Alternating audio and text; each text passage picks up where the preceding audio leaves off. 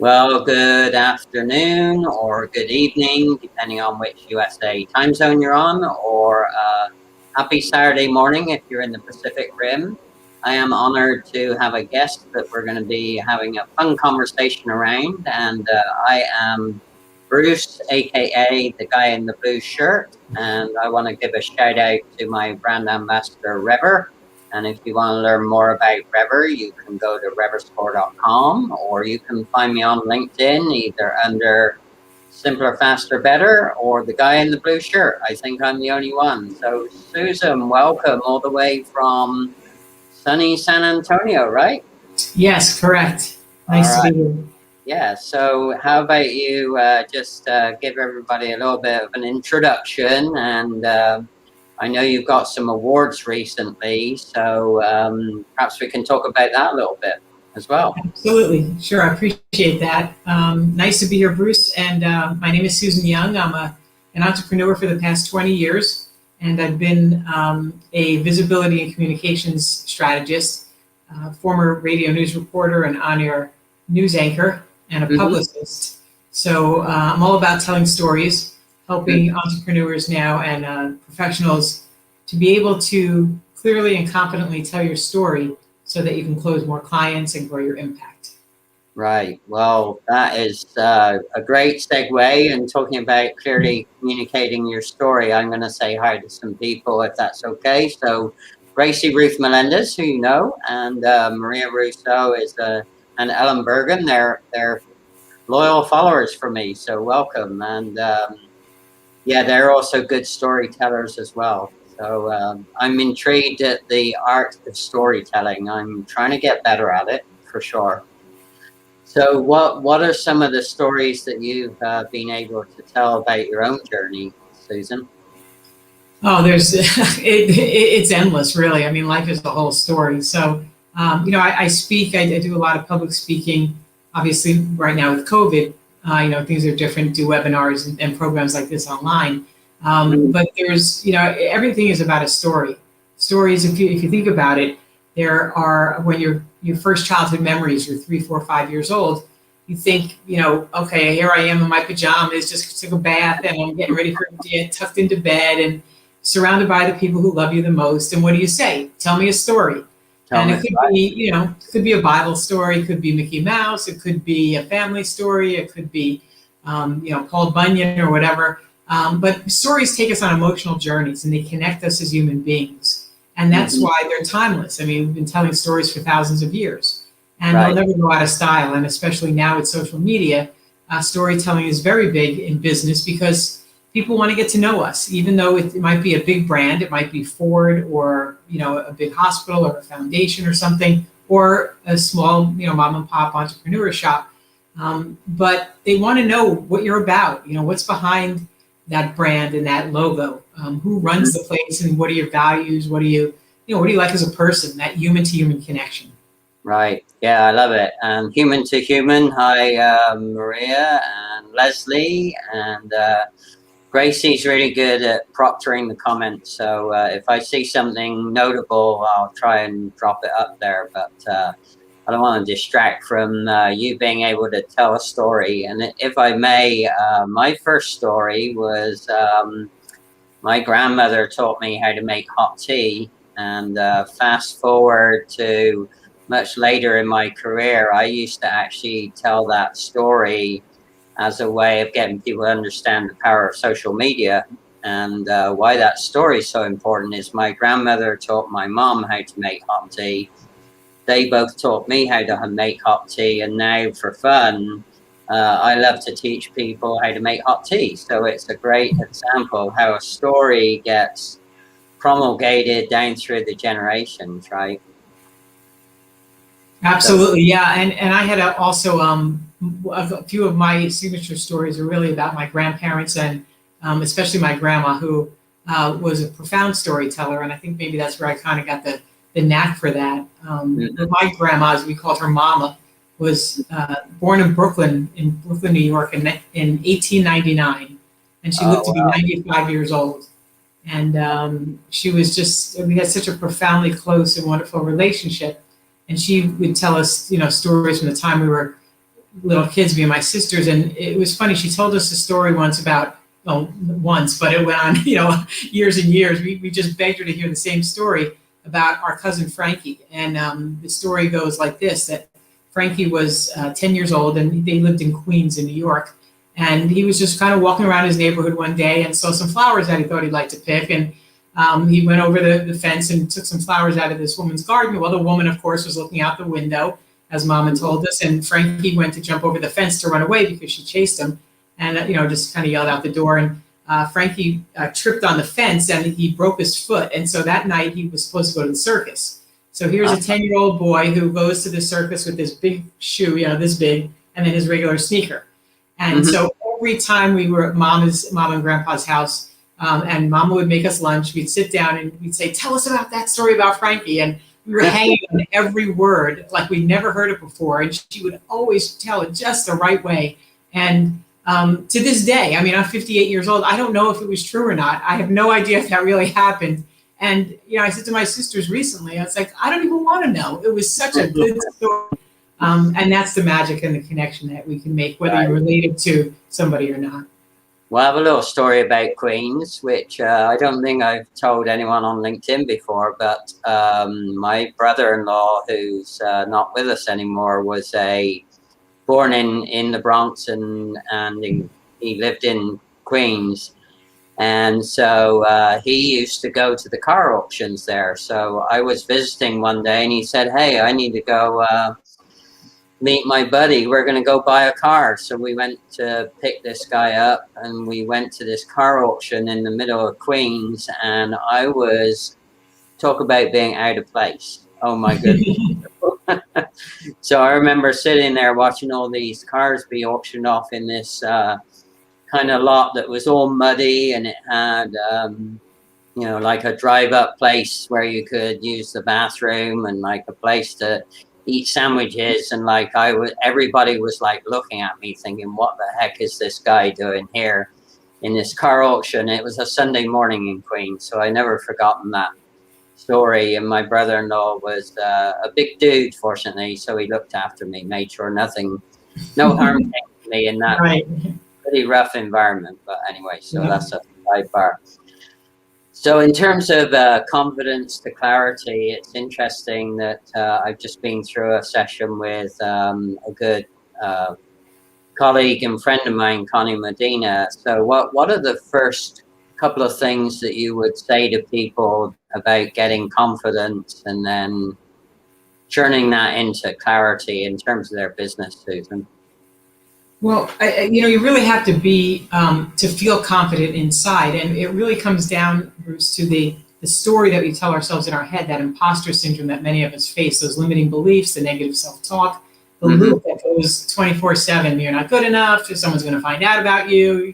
You're not as smart as them, pretty as them, rich as them, beautiful, whatever. You were born to the wrong family, and so we go through all this from the time we're children. And it stays with us until we're, as we grow up, and it's hard to shake. So it's important that we get the story straight in our heads first, so that we feel good and we feel confident, not obnoxious and not, pushy or salesy or conceited or arrogant, but that we just have a quiet humility, that we know we're okay, that we walk in there, as I tell my kids, tall, strong, and proud, that you have every right to be there.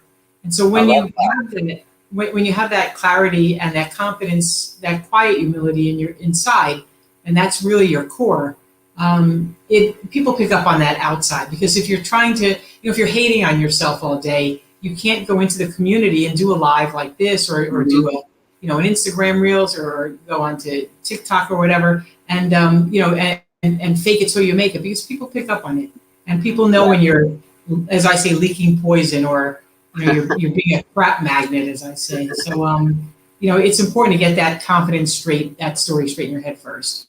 So there were some great pearls of wisdom there. You went real quick. What was it you tell your children? There were 3 things. My kids now are 27 and 25. So, and they still don't listen to me. So that's okay. That's what it's all about, I guess. But I've told them from the time they were young, walk into a room tall, strong, and proud. You know, that Oh, you I have love every that. right to be there. Not to be, you're not better than anybody else, but you have every right to be there and be proud of Right. who you are and carry yourself that way. Yep, you bet. So that is, I love that. Tall, strong, and proud. I love things in threes, as you know from Simpler, Faster, Better.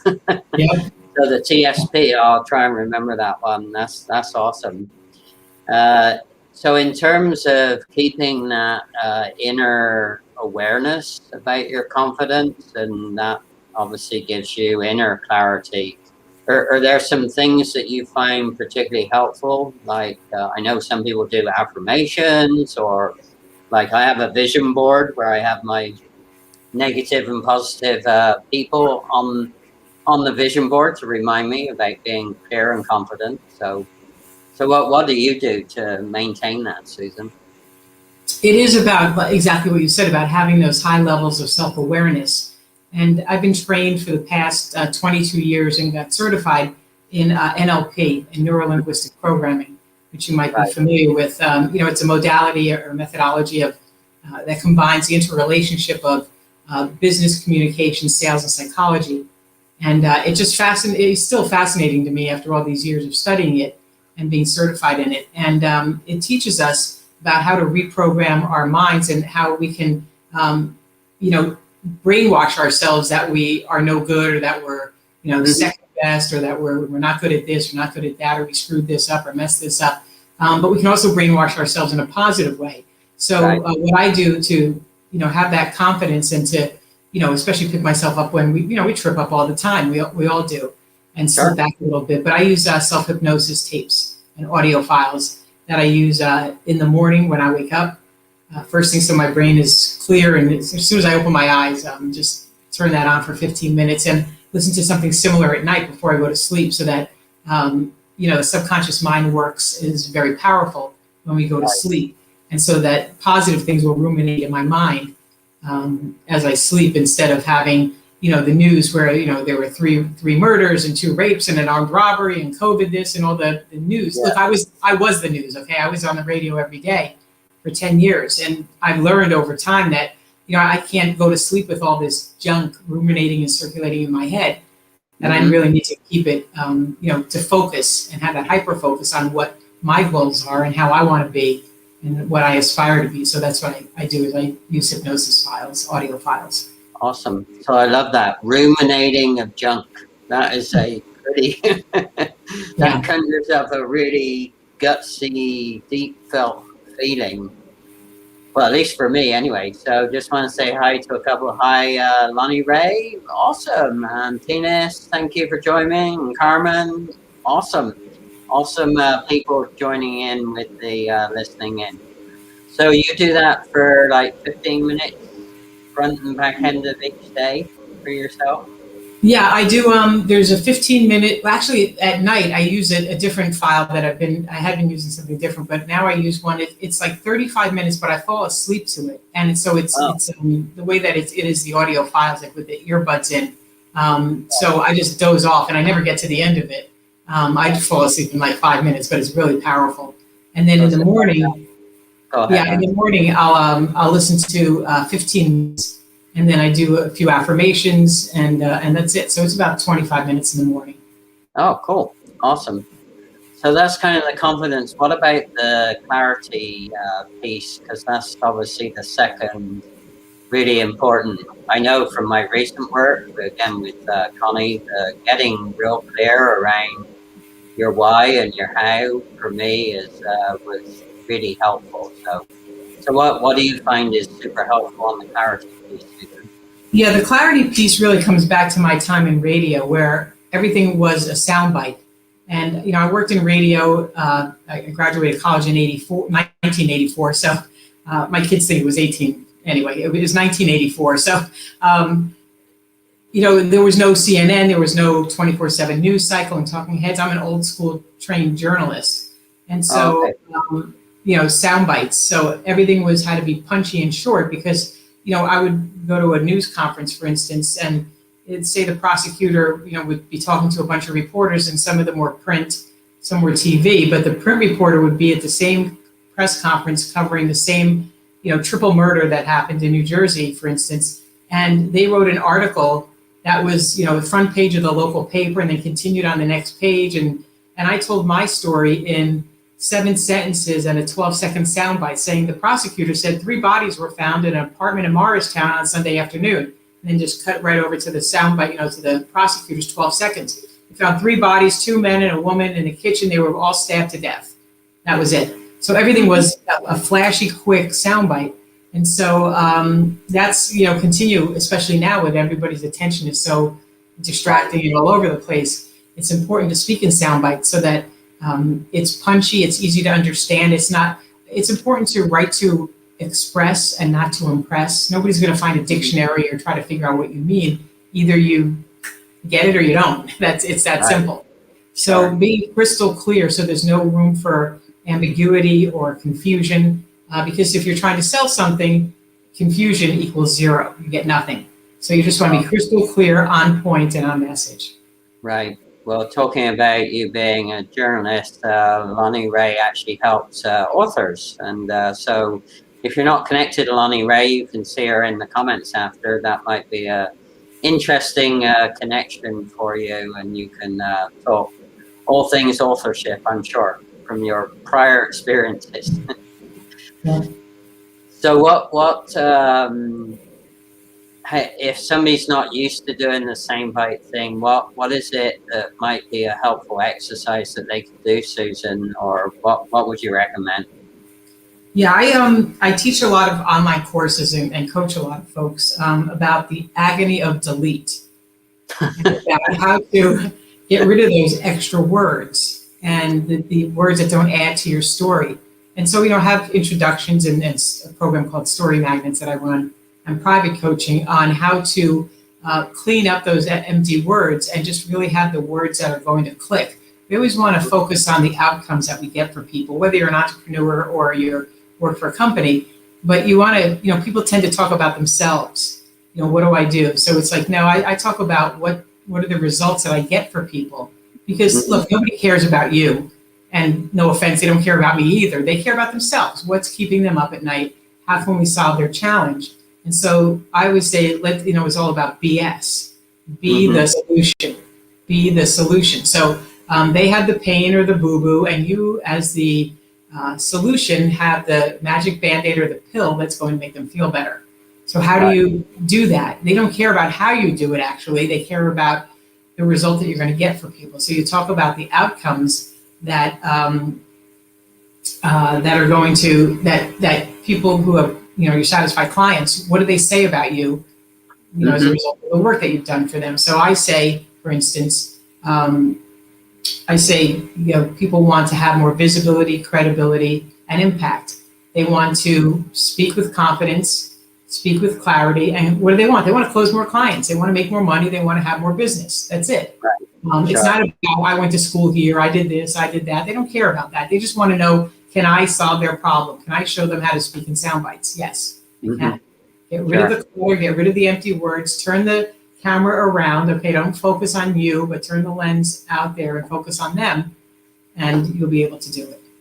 Yeah, well, actually, it's really intriguing. You should tell that story, because back to Lonnie Ray and I, when we first spoke, she couldn't fathom out what it is I did for clients, and she actually helped me name my website, which was Process Cleanup. What I ultimately end up doing is helping people clean up their processes or design a new process that may not exist, or particularly with COVID, redesign processes that don't work anymore. So Lonnie Ray was actually, and I was amazed because I went out to GoDaddy to see if the domain name was available and Process Cleanup was available. So Lonnie Ray, I will always be thankful for her asking me, so what is it you do? I don't understand it. Tell it to me in very simple, short words. And that's how we came up with the outcome of what I do, which is Process Cleanup. So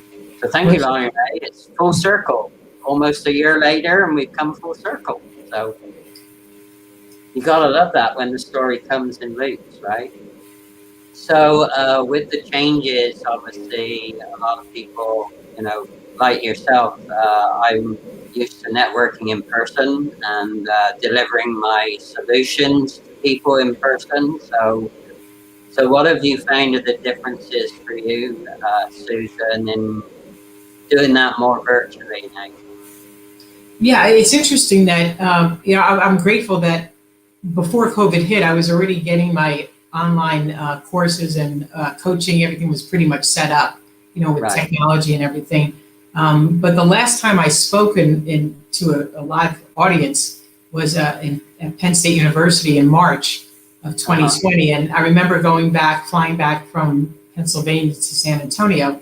And, the plane was half empty. Nobody was wearing masks, but I mean, conferences have been canceled and all of that. So, I really do miss being, with a live audience. But, Yeah. what do we call it? The pandemic pivot is kind of the phrase there. And I've been able to speak with, do a lot of webinars and programs like this online.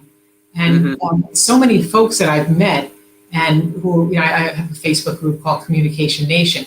And the folks that are in there are saying, I have so much experience. They're not newcomers to work, or they have, interesting Right. careers. They're older, they're experienced, and they don't know how to combine all of their wonderful expertise and their journey and their stories into a 30-second soundbite, into those, the story magnet, as we call it, so Right. that they can introduce themselves online, so that they can introduce themselves on the webinars and be hired to speak and be podcast guests and all of that. So that's really where I shine, and be able to get people into small group coaching, and we do hot seats. So I give folks the exact formula, the right words in the right order at the right time for the right people, so that they're not babbling and feel embarrassed up there, but they really hit it crystal clear, and they're able to introduce themselves with clarity and confidence, and they know what to leave in and what to leave out.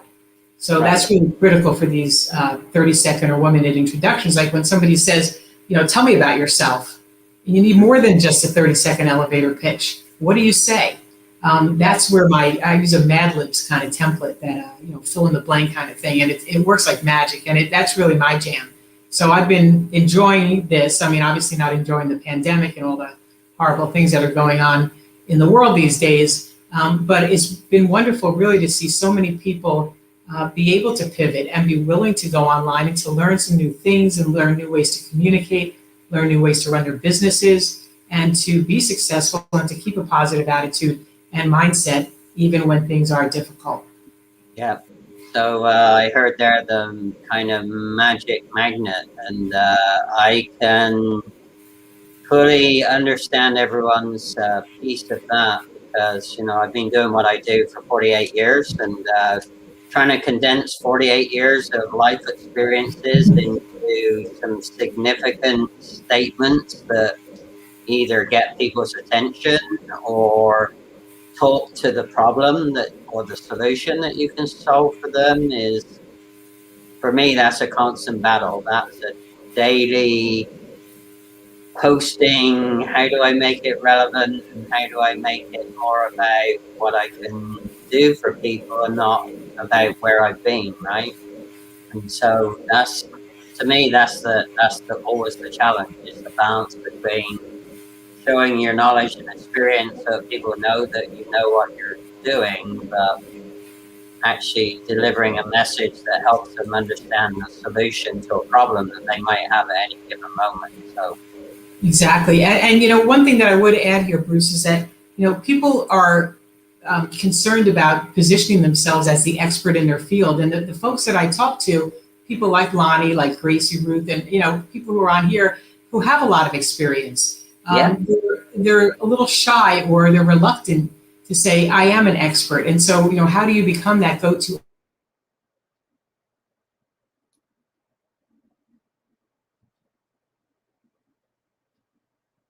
whoops.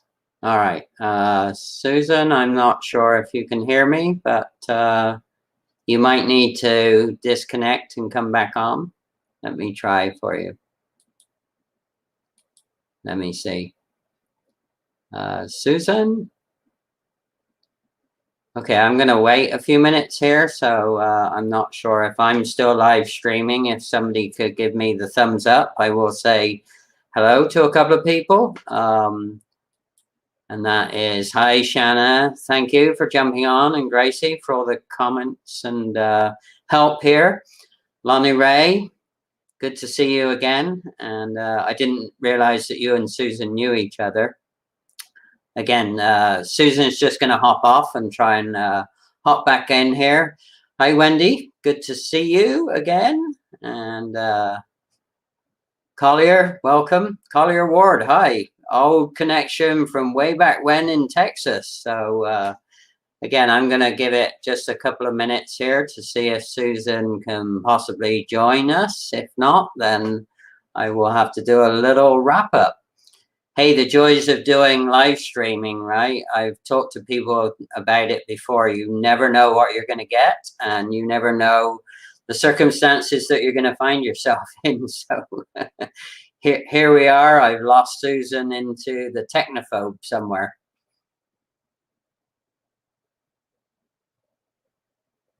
All right. So again, I thank you for keeping talking with people.